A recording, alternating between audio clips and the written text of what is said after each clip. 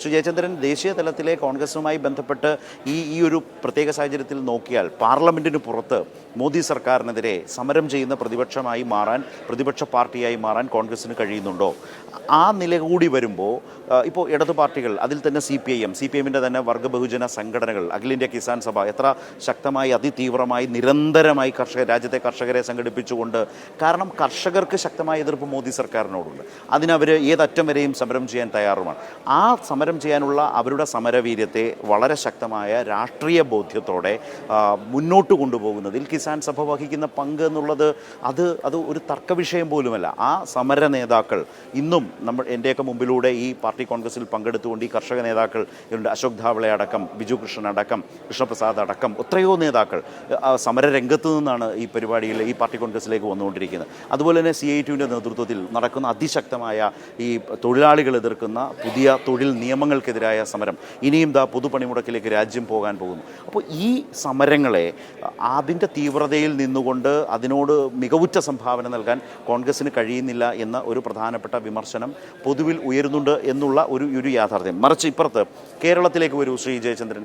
കേരളത്തിലേക്ക് വന്നാൽ കേരളത്തിലെ കോൺഗ്രസ് യഥാർത്ഥത്തിൽ പൂർണ്ണമായി ഒരു BJP വിരുദ്ധ രാഷ്ട്രീയത്തെ അതിശക്തമായി പ്രതിഫലിപ്പിക്കുന്നതിനപ്പുറത്തേക്ക് കേരളത്തിനകത്ത് അവർക്ക് 100% മാർക്സിസ്റ്റ് വിരുദ്ധതയാണ് എന്നുള്ള നിലയിലേക്കല്ലേ അവരാകെയും പെർഫോം ചെയ്തുകൊണ്ടിരിക്കുന്നത്. ഉദാഹരണത്തിന് ED പോലെയുള്ള കേന്ദ്ര ഏജൻസികളുടെ കാര്യത്തിൽ എത്രമാത്രം സെലക്റ്റീവാണ് കേരളത്തിലെ കോൺഗ്രസ് നേതൃത്വം. അതുപോലെ തന്നെ കേന്ദ്ര സർക്കാർ കേരളത്തിന് ലഭിക്കേണ്ട അവകാശപ്പെട്ട ധനപരമായ അവകാശങ്ങളെ ഹനിക്കുമ്പോൾ അതിനെതിരായി ഏത് നിലയാണ് സ്വീകരിക്കുന്നത്. അങ്ങനെ ഓരോ നോക്കി ഇപ്പോൾ വിഴിഞ്ഞം VGFൻ്റെ കാര്യമെടുക്കാം, വയനാടിൻ്റെ കാര്യത്തിലെടുക്കാം, ധനവിഹിതത്തിൻ്റെ കാര്യത്തിലെടുക്കാം, നികുതി ഗ്രാൻഡിൻ്റെ കാര്യത്തിലെടുക്കാം, നികുതി വിഹിതത്തിൻ്റെ കാര്യത്തിൽ അതിൻ്റെ ഓരോ ക്വാർട്ടറിലും നമ്മളുടെ റൈറ്റായി കിട്ടേണ്ട പണത്തെ പിടിച്ചു വെക്കുകയാണ്. അതിൽ വലിയ എഫേർട്ട് എടുക്കേണ്ടി വരികയാണ്. അപ്പോൾ ഇതെല്ലാം വരുമ്പോഴത്തേക്ക് കേരളത്തിലെ കോൺഗ്രസ് നേതൃത്വം എന്ത് തരം നിലപാടാണ് സ്വീകരിക്കുന്നത്? അപ്പോൾ ഈ രണ്ട് സാഹചര്യങ്ങളും കോൺഗ്രസുമായി ബന്ധപ്പെട്ട് പ്രത്യേകിച്ച് CPMൻ്റെ പാർട്ടി കോൺഗ്രസ് നടക്കുമ്പോൾ ഹിന്ദുത്വ കോർപ്പറേറ്റുകൾക്കെതിരായ വലിയ പോരാട്ടം ഉണ്ടാകണം എന്ന് പറയുമ്പോൾ തന്നെ കോൺഗ്രസിൻ്റെ സമീപനത്തെ വളരെ സ്വാഭാവികമായും വിശകലനം ചെയ്യില്ലേ? അതിലേതെങ്കിലും തരത്തിലുള്ളൊരു അപാകതയുണ്ടോ? ഈ പോരായ്മകൾ, ഈ ബലഹീനതകൾ ചൂണ്ടിക്കാട്ടുന്നത് ഏതെങ്കിലും തരത്തിൽ രാഷ്ട്രീയമായ വ്യതിയാനമാണോ, അല്ലെങ്കിൽ പ്രതിപക്ഷത്തിനിടയിലെ ഭിന്നതയായി അതിനെ കാണേണ്ടതുണ്ടോ? വസന്ത് ഇപ്പോൾ പറഞ്ഞത് കേരളത്തിലെ പാർട്ടിക്ക്, ഗവൺമെന്റിന് ഇടതുപക്ഷ വ്യതിയാനം സംഭവിച്ചു എന്നുള്ള ഒരഭിപ്രായമാണല്ലോ പറഞ്ഞത് ശരത്തെ. ഇടതുപക്ഷ ഗവൺമെന്റിന് ഒരു ദിശാവ്യതിയാനവും സംഭവിച്ചിട്ടില്ല എന്ന് മാത്രമല്ല, ഇന്ത്യയിൽ ഒട്ടാകെ തന്നെ ഒരു രാഷ്ട്രീയ ബദൽ, സാമ്പത്തിക ബദൽ അവതരിപ്പിക്കാനായി സമുജ്വലമായി കേരളത്തിലെ ഗവൺമെന്റിന് കഴിഞ്ഞിട്ടുണ്ട് എന്നാണ് ഞാൻ മനസ്സിലാക്കുന്നത്. പാർട്ടി ഇന്ന് അവതരിപ്പിച്ചിട്ടുള്ള രാഷ്ട്രീയ രേഖയിൽ തന്നെ രേഖപ്പെടുത്തിയിട്ടുള്ളതെന്നാണ് എൻ്റെ ഒരു ബോധ്യവും. അതാണ് കേരളത്തിലെ ഗവൺമെന്റിന്റെ ഒരു നില. ഈ ഇടതുപക്ഷ വ്യതിയാനം എന്നൊക്കെ പറയുമ്പോൾ നമ്മൾ ഈ സാധാരണഗതിയിൽ ഇടതുപക്ഷ വിരുദ്ധതയിൽ അഭിരമിക്കുന്ന മാധ്യമങ്ങൾക്ക് വലിയ തോതിൽ മുൻതൂക്കമുള്ള ഒരു നാടാണ് കേരളം. ഇവിടെ നിന്നുകൊണ്ട് നമ്മൾ ഇടതുപക്ഷ വിരുദ്ധതയെക്കുറിച്ച് പറയുന്നത്, ഇടതുപക്ഷ വ്യതിയാനം നടത്തിയ ഗവൺമെന്റാണ് ഇതെന്ന് പറയുന്നത് എങ്ങനെയാണെന്ന് അറിയാമോ?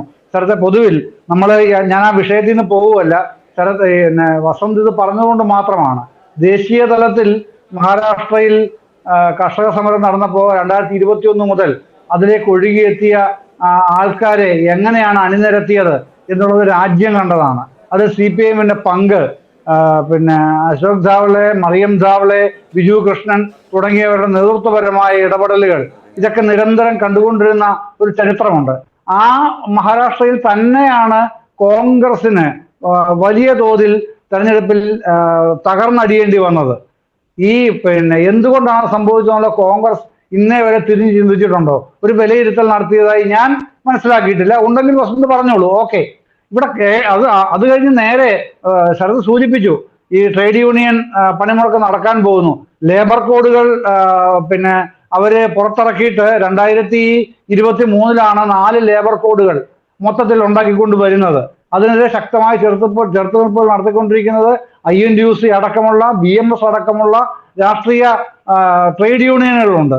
പക്ഷെ അതൊന്നും പരിഗണിക്കാതെ CITUവിനൊക്കെ നടന്ന എത്രയോ കാലമായി നിരന്തരമായി നടക്കുന്ന പ്രക്ഷോഭങ്ങളുണ്ട്. അതൊന്നും പരിഗണിക്കാതെയാണ് ഇത് കൊണ്ടുവരുന്നത്, അതിനെതിരെയുള്ള പ്രക്ഷോഭങ്ങൾ.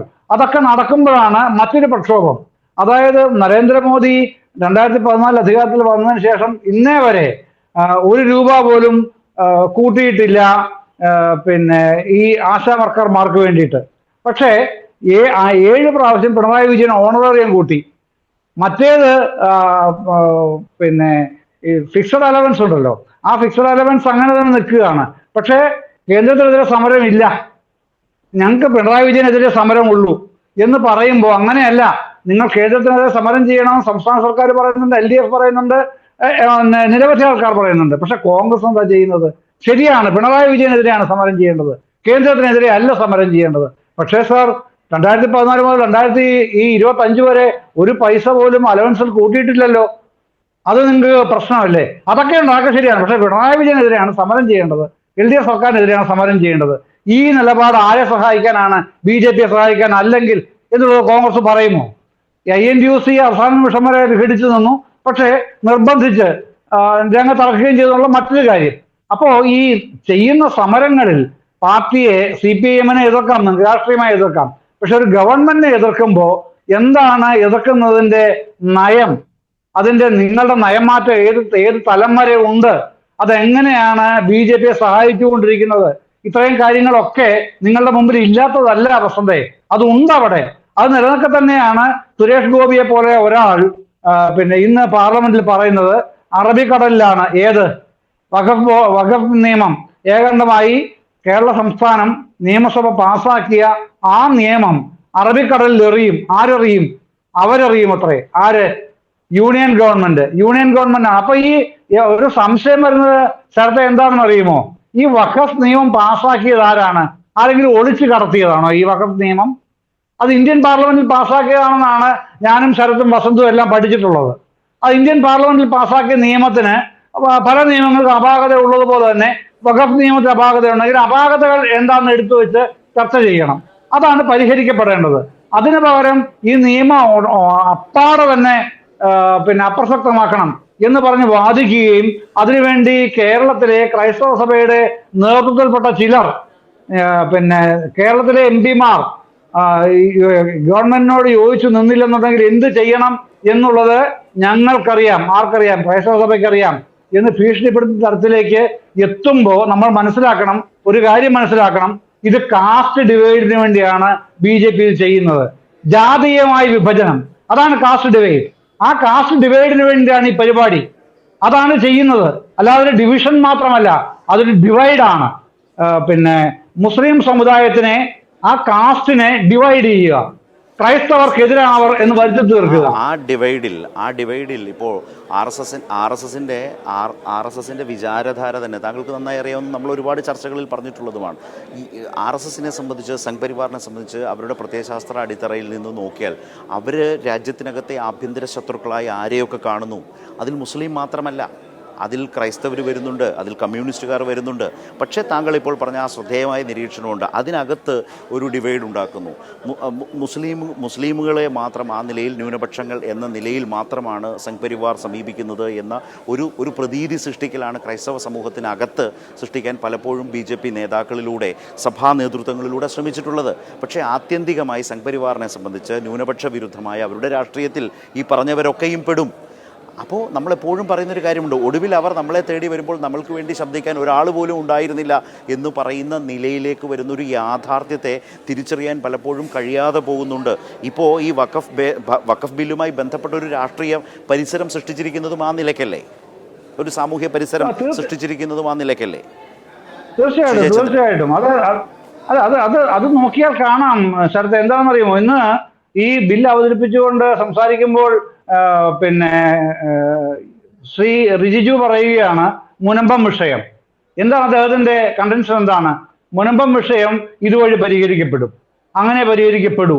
എന്ത് പിന്നെ വിചിത്രമായ നിലപാടാണത് എന്നുള്ളത് കേൾക്കുന്നവർക്ക് മനസ്സിലാവില്ലേ? മുനമ്പം വിഷയത്തിലാണ് ഈ ക്രൈസ്തവ സഭയിലെ ചിലരും പിടിച്ചിരിക്കുന്നത്. അത് പരിഹരിക്കാൻ ഈ ബില്ല് വന്നാൽ കഴിയുമത്രേ. ഇത് കഴിയില്ല എന്നുള്ളത് എല്ലാവർക്കും അറിയാം. കോൺഗ്രസിന് പ്രത്യേകിച്ചും അറിയാം, പിന്നെ LDF-ന് അറിയാം, UDF-ൽ മുസ്ലിം ലീഗിന് നന്നായിട്ട് അറിയാം. അത് ചെയ്യണമെങ്കിൽ സർക്കാരിനാണ് പരിഹരിക്കാൻ കഴിയുക. കേരളത്തിൽ സർക്കാർ അസന്നിഗ്ധമായി ഒരു പ്രഖ്യാപനം നടത്തിയിട്ടുണ്ട്. മുഖ്യമന്ത്രി തന്നെ പറഞ്ഞല്ലോ, അങ്ങനെ അവിടുന്ന് ആരെയും കുടിയിറക്കി വിടില്ല, വഴിയാധാരമാക്കില്ല, സർക്കാർ നിങ്ങൾക്കൊപ്പമുണ്ട്. അതാണല്ലോ പ്രതിപക്ഷ നേതാവും പിന്നെ അതിനോട് യോജിക്കുകയാണല്ലോ ചെയ്തത്. പാണക്കാട് തങ്ങളും അതിനോട് യോജിക്കുകയല്ലേ ചെയ്തത്. ET അടക്കമുള്ള MP മാരോട് യോജിക്കുകയില്ല ചെയ്തത്. സർക്കാരിന്റെ നിലപാട് കറക്റ്റ് സ്റ്റാൻഡാണ്, ശരിയായ പൊസിഷനാണത് എന്ന് പറയുന്ന സ്ഥിതി ഉണ്ടായില്ല. അങ്ങനെ ചെയ്യാൻ പറ്റൂ. വഖഫ് ബോർഡിന് ചെയ്യാൻ പറ്റില്ല, ഹൈക്കോടതിക്ക് ചെയ്യാൻ പറ്റില്ല, കോടതിക്ക് ചെയ്യാൻ പറ്റില്ല, ട്രിബ്യൂണലിൽ ചെയ്യാൻ പറ്റില്ല. പിന്നെ ചെയ്യാൻ പറ്റുന്ന ആർക്കാണ്? ഈ ഭേദഗതി പാസ്സാക്കുന്നതിലൂടെ മാത്രം ചെയ്യാൻ പറ്റും എന്നാണ് റിജിജുവിന്റെ കണ്ടെത്തൽ. അത് കണ്ടെത്തലല്ലെന്നും അത് താൽക്കാലികമായ രാഷ്ട്രീയ നേട്ടത്തിന് വേണ്ടിയുള്ള വെറും ആശയ പ്രചാരണം മാത്രമാണ് എന്തും എല്ലാവർക്കും അറിയാം, കേൾക്കുന്നവർക്ക്. പിന്നെന്തിനാണ് ഇത്തരത്തിലുള്ള കബളിപ്പിക്കലും കൊണ്ട് വരുമ്പോൾ അതിന്റെ പിന്നാലെ കേരളത്തിലെ ചില പ്രധാനപ്പെട്ട ന്യൂനപക്ഷ നേതാക്കൾ, പ്രത്യേകിച്ചും ക്രൈസ്തവ സഭയുമായി ബന്ധപ്പെട്ടവർ, അവരുടെ ഇത്തരം വ്യാജാരോപണങ്ങളിൽ വീഴുന്ന എന്തുകൊണ്ടാണ് എന്നുള്ളതാണ് നമ്മൾ പരിശോധിക്കേണ്ടത്. വസന്തേ, അവിടെയാണ് ഇവർക്ക് ഈ കേരള സർക്കാർ, പ്രതിപക്ഷവും ഭരണപക്ഷവും ഒന്നിച്ചു നിന്ന് മുനമ്പത്തെ ഒരാൾ പോലും കുടിയിറക്കപ്പെടില്ല എന്ന് പരസ്യമായി സ്വീകരിച്ച നിലപാടുണ്ടല്ലോ, ആ നിലപാടിന് ഊന്നൽ കൊടുക്കുകയും അതിന് പിന്തുണ കൊടുക്കുകയുമാണ് ക്രൈസ്തവ സഭ ചെയ്യേണ്ടത്. അവരുടെ ആവശ്യം അതാണല്ലോ. ആ ആവശ്യത്തിന് പിന്നാലെ കേരളത്തിലെ ഭരണപക്ഷവും പ്രതിപക്ഷവും ഉണ്ടെന്ന് പരസ്യമായി സമ്മതിക്കുമ്പോൾ എന്തിനാണ് ഈ ബില്ലിന്റെ പുറകെ അനാവശ്യമായി ഇവർ അലഞ്ഞു തിരിഞ്ഞ് നടക്കുന്നത് എന്നുള്ളത് അവർ ചർച്ച ചെയ്യേണ്ട കാര്യമാണ്. പക്ഷെ നമ്മൾ ഇത്തരം ചർച്ചകളിൽ അത് വീണ്ടും വീണ്ടും ആവർത്തിച്ച് പറയേണ്ടതുണ്ട് എന്ന അഭിപ്രായം എനിക്കുള്ളതുകൊണ്ടാണ് ഞാനിതിവിടെ പറയുന്നത്. സ്ഥലത്തെ ശരി.